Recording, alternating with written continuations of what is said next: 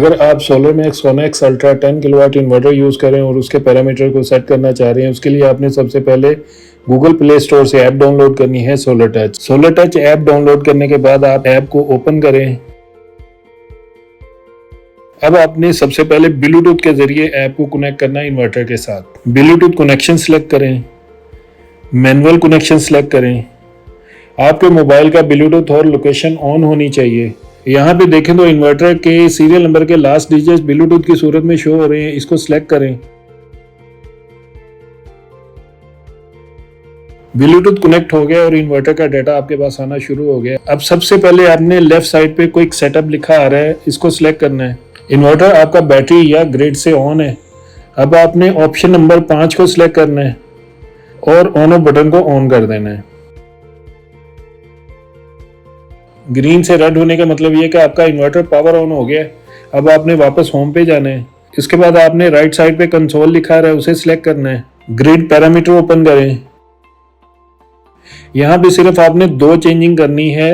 Voltage high loss level 1 253 लिखा आ रहा है, इसको आपने 265 करना है। ओके करें।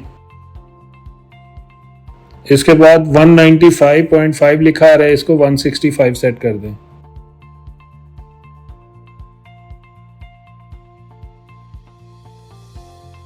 ग्रिड पैरामीटर में ये 2 चेंजिंग करने के बाद अब आपने वापस जाना है। पावर लिमिट ऑप्शन में आना है। सबसे ऊपर पावर कंट्रोल है, उसे सिलेक्ट करना है।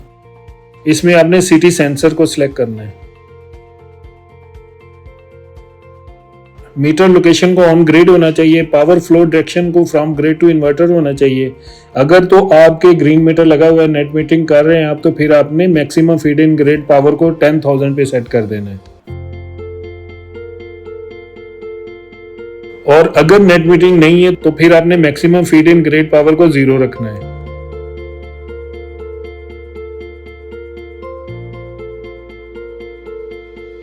Maximum permit consumption from grid आपने 100 वाट रखना है। उसके बाद आपने वापस जाना है। अब आपने हाइब्रिड सेटिंग को सिलेक्ट करना है। अब आपने वर्क मोड को सिलेक्ट करना है कि आप कौन से वर्क मोड में इन्वर्टर को काम करवाना चाह रहे हैं। अगर तो आप SCUB मोड में यूज करना चाह रहे हैं तो फिर आपने बैकअप मोड सिलेक्ट करना है। अगर आप SBU मोड में यूज करना चाह रहे हैं तो फिर आपने सेल्फ कंजम्पशन मोड यूज करना है। अगर आप चाहते हैं कि आपका इन्वर्टर सबसे पहले पावर फीड करे ग्रिड को, तो आपने फीड इन प्रायोरिटी मोड को सिलेक्ट करना है। लेकिन ये याद रखिएगा कि अगर आप फीड इन प्रायोरिटी मोड को सिलेक्ट कर तो फिर बैटरी पावर भी आपके ग्रिड को फीड हो जाएगी। तो इसलिए आपने फीड इन प्रायोरिटी मोड को सिलेक्ट नहीं करना, बल्कि आपने बैकअप मोड या सेल्फ कंजम्पशन मोड को सिलेक्ट करना है। और अगर आप इनमें से किसी मोड के साथ टाइम बेस्ड मोड यूज करना चाह रहे हैं तो फिर आपने टाइम बेस्ड कंट्रोल को यूज करना है, अदरवाइज आपने इसे डिसेबल रखना है। Work mode backup mode select करने के बाद अब आपने अदर को सिलेक्ट करना है।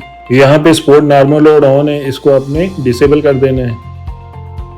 कैपेसिटी मोड को आपने वोल्टेज पे सेट करना है। अगर तो आप लेड एसिड बैटरी यूज कर रहे हैं तो फिर आपने कैपेसिटी मोड को वोल्टेज पे सेट करना है। अगर तो आप इस इन्वर्टर के साथ लिथियम बैटरी यूज कर रहे हैं जो कि BMS के थ्रू इस इन्वर्टर के साथ कंपैटिबल, तो फिर आपने बैटरी की टाइप वही यूज करनी है जो आप बैटरी यूज करें। जिस तरह के पाइलोन टैग यूज कर रहे हैं तो पाइलोन सिलेक्ट करना है। डाइनेस की बैटरी यूज कर रहे हैं तो आपने डाइनेस सेट करना। अभी हम इसको लेड एसिड पे रखते हैं क्योंकि हमने इसके साथ इस वक्त ट्यूबलर बैटरीज कनेक्ट की है।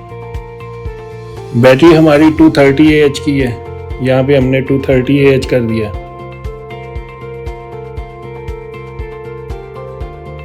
बल्क चार्ज वोल्टेज हमने 58.4 कर दिया। ये सिर्फ सेटिंग जो मैं आपको इस वक्त इसमें बैटरी की दिखा रहा हूँ वो ट्यूबलर बैटरी के लिए, लेकिन अगर आप लिथियम बैटरी जो कि विद BMS इसके साथ कंपैटिबल है तो फिर आपने ये पैरामीटर उसके मुताबिक सेट करने। या कोई ऐसी बैटरी लिथियम अगर आप यूज कर रहे हैं जो इन्वर्टर के साथ विद BMS कंपैटिबल नहीं है तो फिर भी आपने इसको लेड एसिड पे रख के यूज करना है और बल्क फ्लोट वोल्टेज आपने खुद से सेट करने हैं। अब चूंकि इस इन्वर्टर के साथ मैं ट्यूबलर बैटरी यूज कर रहा हूं तो मैंने इसलिए इसकी बल्क वोल्टेज 58.4 रखे हैं। फ्लोट वोल्टेज मैंने 54 कर दिए हैं। Stop discharge voltage 42। Stop discharge voltage का मतलब कि इतने वोल्टेज पे जाने के बाद बैटरी इन्वर्टर को मुकम्मल तौर पे शट डाउन कर देगी। ये आप अपनी बैटरी की रिक्वायरमेंट के मुताबिक सेटिंग्स को चेंज कर सकते हैं। लेड एसिड बैटरी रेजिस्टेंस मिलियो में इसको 5 रहने दें। ये पैरामीटर जो मैं सेट कर रहा हूँ ये सिर्फ ट्यूबुलर बैटरी या पानी वाली बैटरीज के लिए यूज होंगी। उसके बाद बैटरी इक्वलाइजेशन वोल्टेज मैंने 59 कर दिए।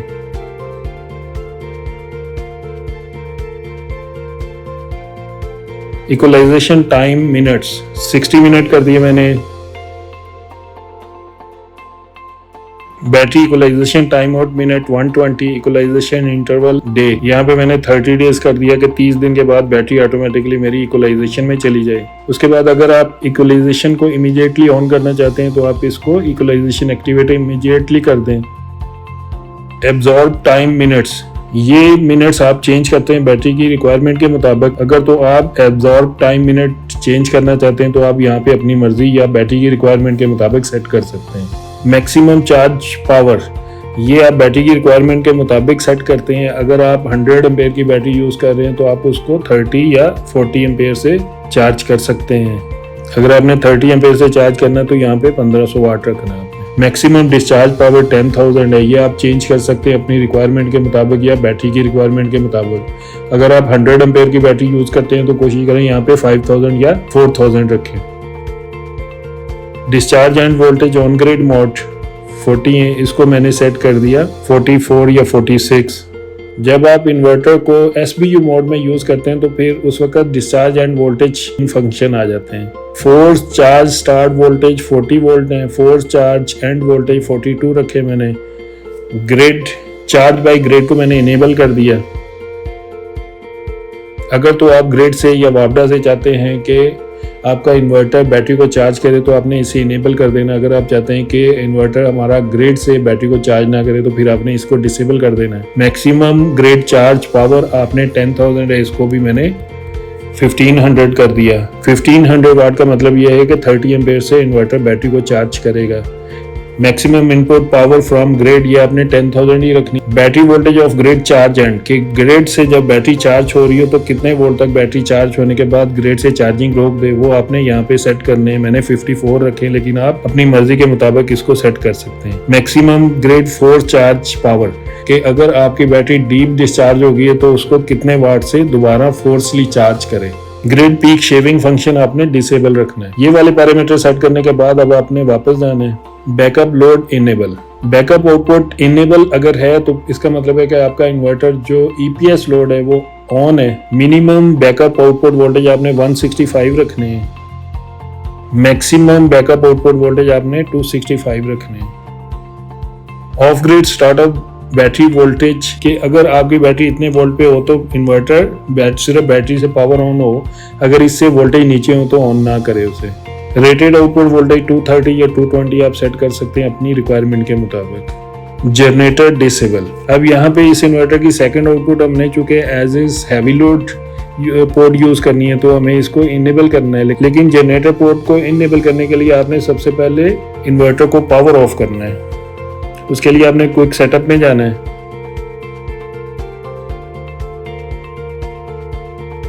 ऑफ कर दें,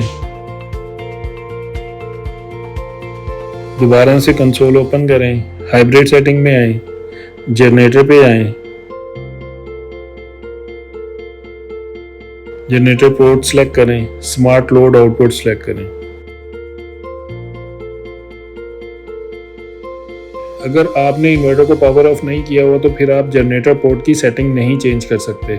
minimum PV power of smart load on 500 वाट मैंने सेट किया। Battery voltage of smart load on, ये मैंने 54 कर दिया, लेकिन आप अपनी मर्जी के मुताबिक या अपनी रिक्वायरमेंट के मुताबिक ये वोल्टेज चेंज कर सकते हैं। Battery voltage of smart load of, ये मैंने 48 रखा, लेकिन जैसे मैंने आपको बताया ये तमाम पैरामीटर आप अपनी मर्जी के मुताबिक या अपनी रिक्वायरमेंट के मुताबिक या आप सेकंड आउटपुट को कितने वोल्ट या कितने % पे ऑफ कर सकते हैं तो आप यहाँ से चेंज कर सकते हैं। अब जैसे ही इन्वर्टर 48 वोल्ट पे पहुंचेगा तो सेकंड आउटपुट को ऑफ कर, ऑलवेज ऑन विद ग्रिड को इनेबल कर दें। ये पैरामीटर सेट करने के बाद अब आपने दोबारा से क्विक सेटअप पे जाना है। इन्वर्टर का जो सॉफ्ट ऑन ऑफ बटन है उसे आपने ऑन कर देना है।